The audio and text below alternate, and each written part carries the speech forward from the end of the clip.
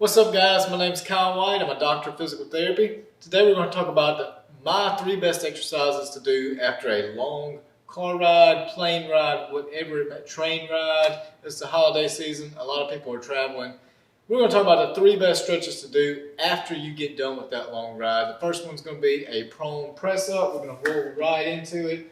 Now, as you can see, Chloe's leaving her hips on the mat, on the floor, bed, whatever you got. She's going to hold it a couple seconds, and she's going to go back down. And then she's going to just repeat this. We're going to go for 3 sets of 10. Now, the important thing to notice about the prone press up is we're stretching out everything that's in the front. Here we're stretching out the abs. We're stretching out the hip flexors. We're indirectly getting hip extension.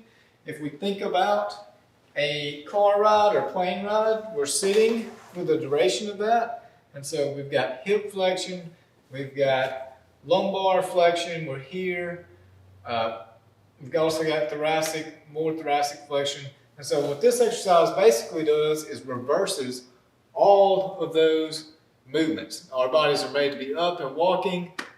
So if we sit for long periods of time, our body will conform to that. We want to reverse that as soon as possible, as soon as we get off of our plane, car, whatever it might be. All right, so we mentioned before that we're going to be seated for a lot of our travels, putting us in about 90 degrees of hip flexion. We want to reverse that by stretching the hip flexors. We don't want them to get contracted in this position, so hip flexors come from top of the thigh up to our lower lumbar spine. You notice that if we're in hip flexion, that distance is shortened. We want to stretch that out. Get back to a normal standing posture. So the way we're going to do that is a hip flexor stretch. Chloe's going to show us that. Really easy. You can do it just about anywhere. And you notice how she's at the side of the bed.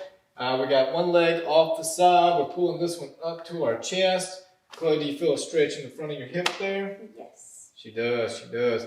You can even add to this stretch by adding a little pressure to that. You feel that even more? Yes. And so actually our quad is a 2-joint muscle, crosses the hip, crosses the knee. So when we do that, it puts a little more stress on that. This is a great stretch for anything, especially after you've been traveling. Like I said, that hip flexion, you want to reverse that as much as possible. 9 times out of 10, this muscle's tight on people. Always a good stretch. If you guys enjoyed the video, quick and simple, that's the way we like to do it. Really helpful stretches. If you haven't already, like and subscribe to the channel. We'd love to have you here. Chloe'd love to have you here. A lot of good stuff coming. Stick with us.